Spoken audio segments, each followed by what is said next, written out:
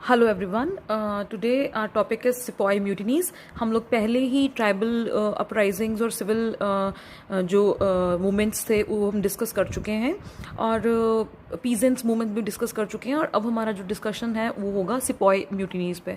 तो जो सैनिकों ने जो विद्रोह किया था अंग्रेज़ों के खिलाफ और रोष प्रकट किया था, इसके अंदर वो सारा डिस्कशन होगा। और 1857 से 57 से पहले पहले कौन से जो सिपॉय म्यूटिनीज हुए थे उसके बारे में जिक्र होगा।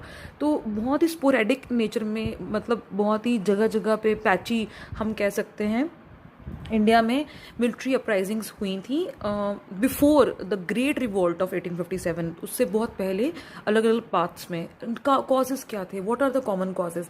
तो देखिए, डिस्क्रिमिनेशन थी, पेमेंट्स में, प्रमोशंस में डिस्क्रिमिनेशन फील कर रहे थे, मिस ट्रीटमेंट किया जाता था ब्रिटिश अफसरों के द्वारा। तो गवर्नमेंट अगर कोई दूर जा रहा है, सिपाही रिमोट रीजन में जा रहा है, तो उसको फॉरेन सर्विस जो अलाउंसेज हैं, जो पेमेंट्स हैं, वो नहीं रिफ्यूज़ कर रहे थे, नहीं दिए जा रहे थे। रिलीजियस ऑब्जेक्शंस थे हाई कास्ट हिंदूज को, सिपॉइज को लॉर्ड कैनिंग की जनरल सर्विस एनलिस्टमेंट एक्ट के तहत कुछ उनको दिक्कतें थी, और जो कि विद इन इंडिया और आउटसाइड इंडिया मूव करते थे। तो देखिए, कई धर्मों में उस वक्त की अगर बात करें तो कई धर्मों में आप सी पार नहीं कर सकते, आपके धर्म के एंटी हो जाएगी चीज़ें। तो इस तरह की भी कुछ चीज़ें थी कि लोगों की मूवमेंट धर्म से जुड़ी हुई थी। तो ये कुछ बहुत सारे कारण थे जो इकट्ठे लोग, जो सिपाही थे, सिपॉइज थे, वो सेटिस्फाइड हो रहे थे। तो उन्होंने काफ़ी डिसकंटेंस, अपने जो ग्रीवेंसेज है सामाजिक तौर पे, धार्मिक तौर पे, आर्थिक तौर पे सब शेयर किया था। और जिस वजह से this all led to the that inflicted the civilian population. तो afflicted basically means यहाँ पे कि it causes great unhappiness. So over the years हम देखते हैं कि जो अपर कास्ट सिपॉइज थे वो उनको लगा कि जो हमारे रिलीजियस बिलीव्स हैं वो हमारी नौकरी की जो कंडीशंस है उसके साथ उनका आपस में तालमेल नहीं बैठ रहा है। फॉर एग्जांपल 1806 में उनकी जो टर्बन है, 1806 में वेल्लोर में सिपाहियों की जो टर्बन थी, जो पगड़ी थी, उसको रिप्लेस कर दिया गया था लेदर कॉकेड से। कॉकेड एक ऑर्नामेंट, आप कह लीजिए एक ऑर्नामेंट, एक खूबसूरती बढ़ाने के लिए एक इस तरह से एक नॉट, एक रिबन टाइप चीज़ होती है। तो लेदर कॉकेड जो था वो उनकी टर्बन को हटाकर वहाँ पे लेदर कॉकेड जो था उनको पहनाया गया, जो कि वेल्लोर में जो लोग उस चीज़ को नहीं पसंद कर पाए और बाद में उन्होंने इस पे काफ़ी रोष प्रकट किया। 1844 में there was a mutinous outbreak of the Bengal army, क्योंकि उनको सिंध भेजा जा रहा था। और इन 1824 जो सिपॉइज थे बैराकपुर के, उन्होंने भी विद्रोह किया, क्योंकि they were asked to go to Burma because crossing the sea would mean loss of caste. तो उनके कुछ कास्ट कंडीशंस के हिसाब से उनको, अगर वो सी क्रॉस कर रहे हैं तो वो अपनी कास्ट को लूज कर देंगे। तो इस तरह की कुछ प्रॉब्लम्स उनको हो रही थी। जो उनके साइंस एंड सिंबल्स होते हैं, देखिए, जो अगर हम बात करें टर्बन की या हम बात करें ये जो सी क्रॉस करने की, तो देखिए ये जो सेंटिमेंट्स हैं, ये सेंटिमेंट्स एकदम से अगर एलियन रूल है इंडिया में। देखिए, इस चीज़ को आप इस तरह से समझने की कोशिश कीजिए कि जो अंग्रेज़ हैं तो उनको पहले, वो जितने भी लोग थे इंडिया में, वो they were not ready for the alien rule. तो पहले वो उनको एक्सेप्ट करते हैं कि चलिए कोई बात नहीं, हम आपके अंडर काम भी कर लेंगे। तो बहुत जल्दी में अगर चेंजेस लाइफ में हो रही हैं, और वो भी ऑलमोस्ट आपकी हर तरह के डायमेंशन को एकदम से बदल के रख दे रही हैं, आपके सराउंडिंग्स को, आपकी कल्चर को, आपकी सोसाइटी को, आपके हर एलिमेंट आपका एकदम से कन्वर्ट हो रहा है। तो not all people they were not ready to accept that. तो जिससे कि जो सिपॉय म्यूटनीज हुई थी, इम्पॉर्टेंट म्यूटनीज हम देखते हैं कि कौन कौन सी थी। तो इम्पॉर्टेंट म्यूटनी पहली हम देखते हैं कि बंगाल में हुई थी 1764 में।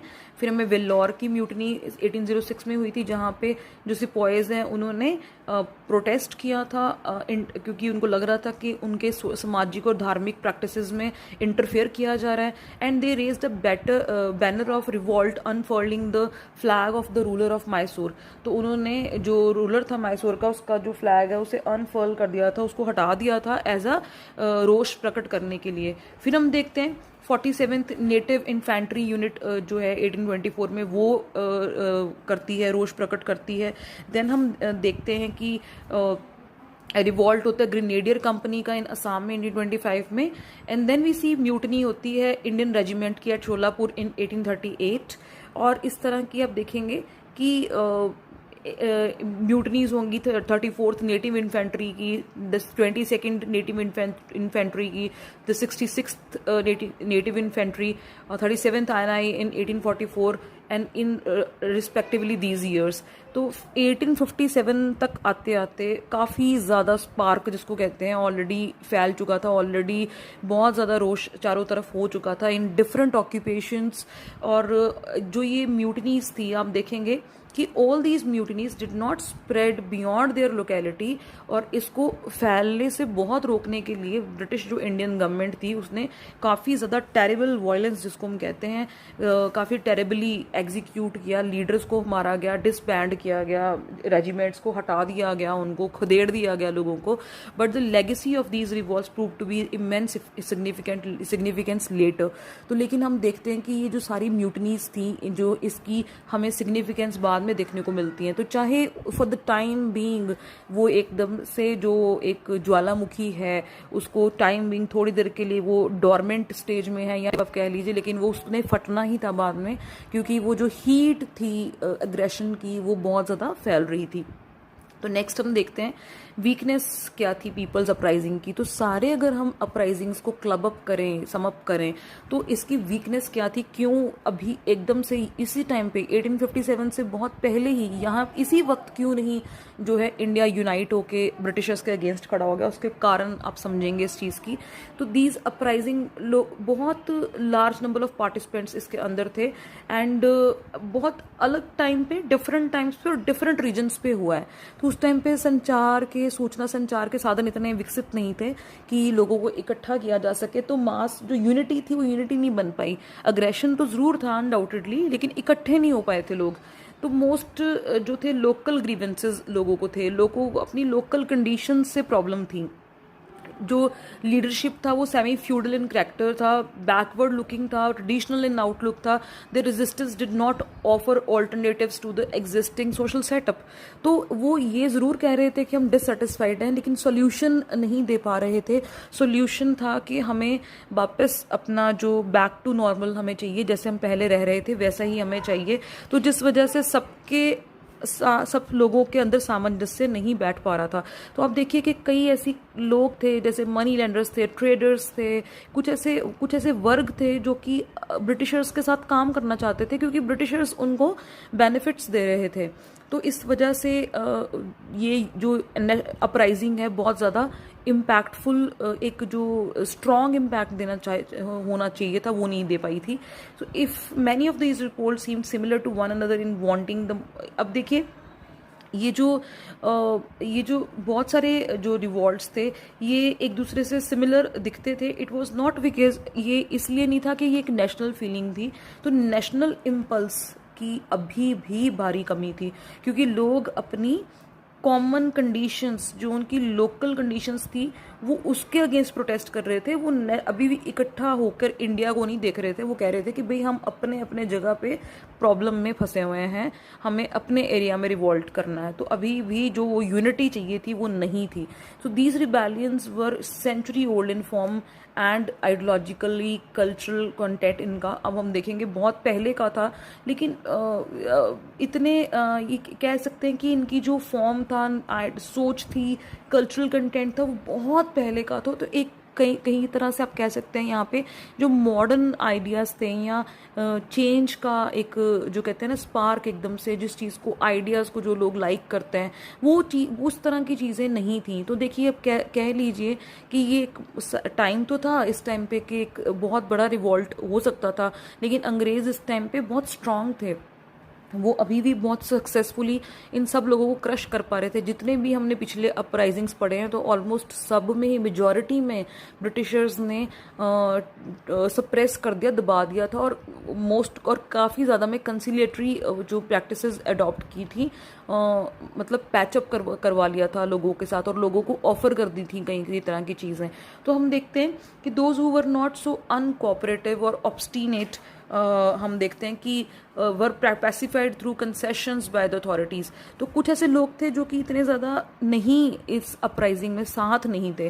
जैसे हमने एक दो जगह पे ये पढ़ा था कि जहाँ पे लोग आपस में ही प्रॉब्लमेटिक हैं, जैसे कि किसी ने अपने रूलर ही एक राजा ने दूसरे राजा के अगेंस्ट जो है विद्रोह कर दिया है, या इस तरह की कंडीशंस थी। तो उसमें नेचुरली जो खुद के अपने लोग थे वो भी ब्रिटिशर्स के साथ थे। तो फिर इस वजह से एक बहुत जो 1857 का जो स्पार्क था वो इतनी पहले नहीं आ पाया था।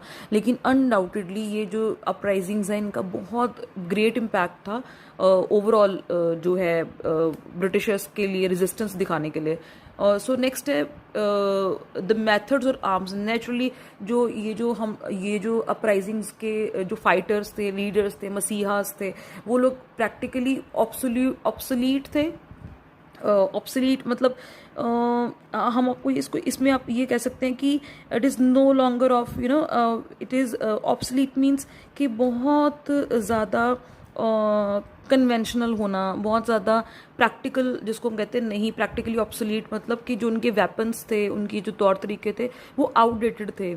तो अगर हम कंपेयर करें ब्रिटिशर्स के साथ तो एज वेल एज जो ब्रिटिशर्स थे वो तो डिसेप्शन और चिकैनरी, डिसेप्शन भी यूज़ कर रहे थे, छल बल भी यूज़ कर रहे थे। चिकैनरी होता है बेसिकली किसी को डिसीव करना और बेसिकली उनसे पैसे एक्सट्रैक्ट करने के लिए, so to deceive someone to just for the sake of extracting money. तो इस तरह की स्ट्रैटेजीज जो है ब्रिटिशर्स को आती थी, भली भांति आती थी, जिस वजह से वो अपने ओपोनेंट्स को हरा देते थे या दबा देते थे या उनको मजबूर कर देते थे उनको साथ में मिलने के लिए। तो इस तरह से हम देखते हैं कि जो पीपल्स रेजिस्टेंस था against British quite long before 1857 वो बहुत इम्पॉर्टेंट थे। और इसमें से आपको प्री से जुड़े क्वेश्चंस काफ़ी ज़्यादा आ सकते हैं, मेंस के क्वेश्चंस इस पे बन सकते हैं, क्योंकि ये एक कड़ी है जो कि आगे जो 1857 की क्रांति को स्पार्क देगा और उसके बाद में फाइनली जो नेशनल स्ट्रगल है वो उसमें वो आएगा। तो इस हम इतिहास में, मॉडर्न इंडियन इतिहास में हमें कोई भी कड़ी छोड़नी नहीं है, क्योंकि जब आपसे मेंस एग्जामिनेशंस में क्वेश्चंस पूछे जाते हैं तो उस दौरान क्वेश्चंस को आंसर करने के लिए आपकी अंडरस्टैंडिंग कितनी ज़्यादा विकसित है ये ज़्यादा इंपॉर्टेंट होता है देन कि आप कितनी डिटेल्स, कितना ज़्यादा फैक्ट्स आप बीच में भर रहे हैं। सो फैक्ट से बहुत ज़्यादा इंपॉर्टेंट है कि आपकी समझ क्या है, हिस्ट्री को लेकर, इतिहास को लेकर आपकी समझ क्या है। तो इसमें आपको मैं यही कंक्लूड करके बताना चाहती हूँ कि आप इन सारी अपराइजिंग्स को इग्नोर नहीं कर सकते हैं।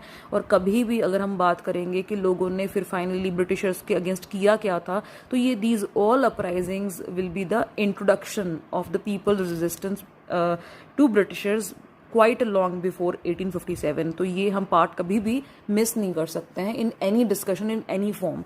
सो I think thank you so much for listening to this lecture patiently. In next lecture I will discuss about the revolt of 1857 chapter 7. Thank you so much.